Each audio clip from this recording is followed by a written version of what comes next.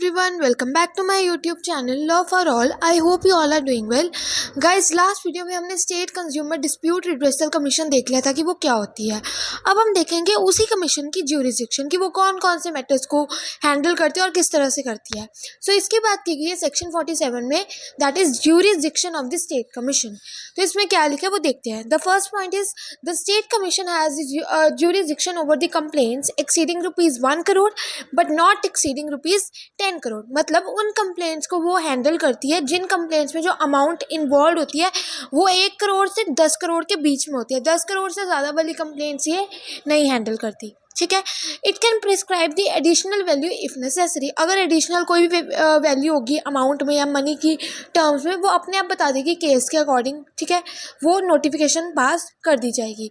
The next is it can hear complaints against the unfair contracts where the value does not exceed ₹10 crore. वो जो unfair trade practices होते हैं ना, unfair contracts हो गए, उनके अगेंस्ट भी कंप्लेंट्स सुन सकती है, बट उन्हीं की जिनकी वैल्यू 10 करोड़ से ज़्यादा नहीं है। ठीक है। And next is it can appeal against order of the district commission within the state. वो हमने अभी ऊपर पढ़ा ही था कि अगर हमने डिस्ट्रिक्ट कमीशन के खिलाफ अपील फाइल करनी है, उसके खिलाफ कोई कंप्लेंट फाइल करनी है, तो हम स्टेट कमीशन में करते हैं। मतलब वो डिस्ट्रिक्ट कमीशन के खिलाफ जो भी अपील्स होती है उनकी भी हियरिंग करती है। And next is it can call for records and pass order in the consumer disputes pending और decided by any district commission within the state. वही कि जो भी डिस्ट्रिक्ट कमीशन के अंदर जो भी पेंडिंग केसेस थे, ठीक है, या उसकी जो भी अपील्स वगैरह थी जिनको अभी हैंडल नहीं किया गया था, जो हमने पहले भी पढ़ा था कि अगर कोई ऐसा केस होता है जो डिस्ट्रिक्ट कमीशन को लगता है कि वो नहीं पास कर सकती, तो वो स्टेट कमीशन को आगे पास ऑन कर देती है। उनकी भी सारी हियरिंग्स यही करती है। उनके रिगार्डिंग कोई भी ऑर्डर पास करनी है या फिर उस केस से रिगार्डिंग कोई भी इनको रिकॉर्ड्स वगैरह चाहिए तो ये मंगवा सकते हैं। The second point is the jurisdiction powers and the authority of the state commission may be exercised by the benches thereof, and a bench may be constituted by the president with one or more members as the president may deem fit।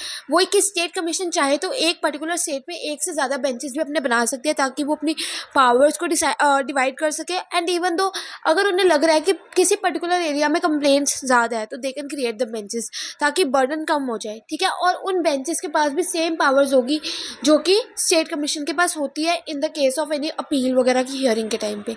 ठीक है, और उस bench को कौन बनाता है? President बनाता है। प्रेसिडेंट बनाएगा और उस पर्टिकुलर बेंच में जितने भी मेंबर्स होंगे वो कौन डिसाइड करेगा? प्रेसिडेंट ही डिसाइड करेगा। ठीक है, और उन्होंने क्या बोला कि इट में भी noted that the senior most member shell preside over the bench. उन मेंबर्स में मान लो कि एक पर्टिकुलर बेंच में 4 मेंबर्स है, चारों मेंबर्स में से जो सीनियर होगा ही शैल प्रिसाइड ओवर द बेंच। ठीक है, वो ये सारे डिसीजन मेकिंग एक तरह से वो प्रेसिडेंट की तरह पर्टिकुलर बेंच पे काम करेगा। The third point is bench decision process. अब कोई जो बेंचेस इन्होंने बनाई है वहाँ पे कोई केस आया है, कोई कंप्लेंट फाइल करवाई गई है, तो वहाँ पे डिसीजन मेकिंग किस तरह से की जाएगी? तो इसमें उन्होंने क्या लिखा है, ये पॉइंट्स में डिवाइड किया गया ताकि आपको इजीली समझ आ जाए।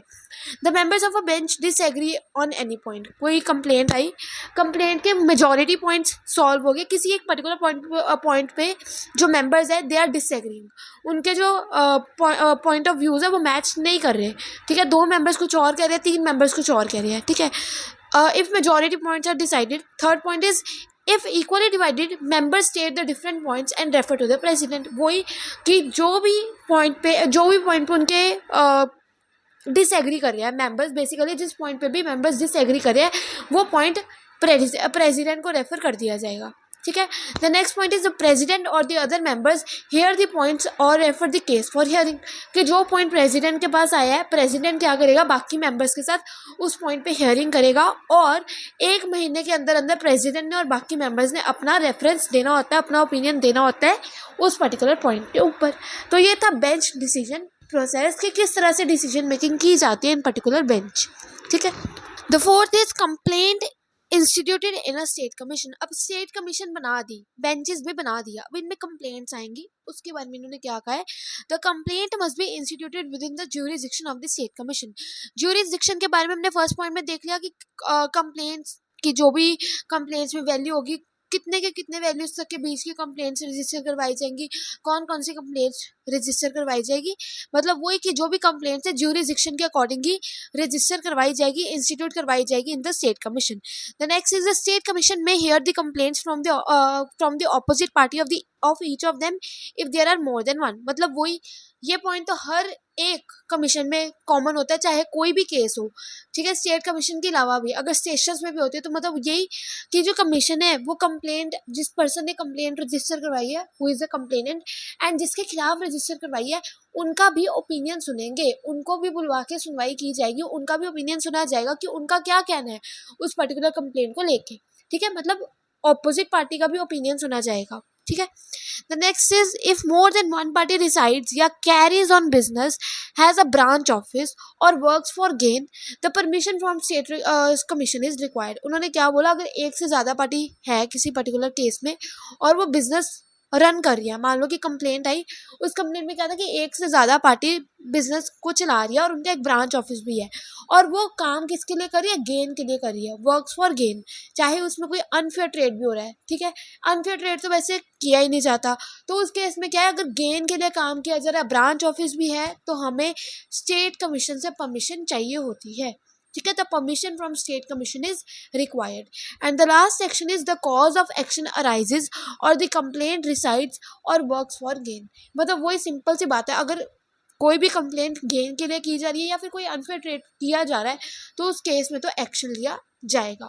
तो ये था सारा about the jurisdiction of the state commission section 47, क्योंकि कितने से कितने तक की कंप्लेंट्स लिखवाई जाएगी, किस तरह से बेंचेस में डिसीजन मेकिंग की जाती है, कौन कौन सी कंप्लेंट्स किस तरह से इंस्टीट्यूट करवाई जाती है, वो सारा हमने देखा jurisdiction of the state commission section 47। The next is procedure applicable to the state commission section 49। क्या procedure applicable है? The provision relating to the complaints shall with such modification as may be necessary be applicable to the disposal of the complaints by the state commission। The state commission may also declare any terms of contract which is unfair to any consumer to be null and void। मतलब simple सी बात है, जो भी cases आए, जो भी complaints है, ये स्टेट कमीशन के पास वो हमारे एक्ट के प्रोविजंस के अकॉर्डिंग देखी जाएगी, और उसमें अगर कोई मॉडिफिकेशन भी करनी है तो स्टेट कमीशन कर सकती है और कंप्लेंट्स को डिस्पोज ऑफ कर देगी, ठीक है। मतलब ऐसे नहीं, जो भी हियरिंग वगैरह होंगी, पूरा हियरिंग वगैरह करने के बाद ही कंप्लेंट को डिस्पोज ऑफ किया जाएगा। और स्टेट कमीशन चाहे तो किसी भी कॉन्ट्रैक्ट को, अगर मान लो दो पार्टीज के बीच में कॉन्ट्रैक्ट हुआ है, अगर वो पर्टिकुलर कॉन्ट्रैक्ट से कंज्यूमर्स को हार्म पहुंच रहा है तो उस कॉन्ट्रैक्ट को वॉइड या नल भी कंसिडर कर सकती है, ठीक है। ये था सेक्शन 49। सिंपल सी बात है, प्रोविजंस एप्लीकेबल होगी, और चाहे तो वो कॉन्ट्रैक्ट के टर्म्स में उसको नल और वॉइड भी डिक्लेयर कर सकती है कॉन्ट्रैक्ट को, जो कि दो पार्टीज के बीच में हुआ है, ठीक है। Last is review by the state commission in certain cases. हमने जैसे डिस्ट्रिक्ट कमीशन का पढ़ा था कि रिव्यू करती है, उसी तरह से स्टेट कमीशन भी कर सकती है सर्टेन केसेस में। सेक्शन 50 में इसकी बात की गई है। The section 50 empowers the state commission to review any of the order passed by it if there is an error apparent on the face of record either on its own motion or on the application made by any of the parties within 30 days of such order। वही बात है, same है जो हमने district commission में देखा कि अगर कमीशन चाहे तो अपने ऑर्डर्स को खुद भी रिव्यू कर सकती है, अगर उसे लगता है कि शायद उसने कोई मिस्टेक कर दिया है, या फिर अगर उसको एप्लीकेशन बना के दी गई है, एप्लीकेशन लिख के दी गई है by the parties involve in that particular case within 30 days, तो उस केस में वो अपने ऑर्डर्स को खुद से रिव्यू करती है, और अगर कोई भी चेंज उसमें लाने वाला है तो दे कैन पास इट, ठीक है। ये था review by the state commission in certain cases. आज हमने देखा section 47 that was about the jurisdiction of the state commission, section 49 the procedure applicable to the state commission, and section 50 review by state commission in certain cases. तो ये आपको अच्छे से समझ आ गया होगा। इसके रिगार्डिंग अगर आपको कोई भी डाउट है, कोई भी क्वेरी है, तो you can put down in the comment section, and even though you can DM me on my Insta, मैं आपको ज़रूर रिप्लाई दूंगी। गाइस हाँ, ये एक थोड़ा लंबा है, इसीलिए मैं वीडियो शॉर्ट डाल रही हूँ ताकि आपको पॉइंट्स कंसेप्ट अच्छे से क्लियर हो जाए। एंड इसकी प्लेलिस्ट सेपरेट बनी हुई है, वो आप देख सकते हो चैनल में जाके। अब हम ट्राई कर रहे हैं कि जल्दी से इस एक्ट को कंप्लीट करें, और मैं लंबी वीडियोस इसलिए नहीं बना रही क्योंकि फिर कंसेप्ट अच्छे से क्लियर नहीं होते एंड बहुत ज़्यादा बर्डन हो जाता है, ठीक है। नेक्स्ट वीडियो में हम करेंगे appeal to the national commission section 51, ठीक है।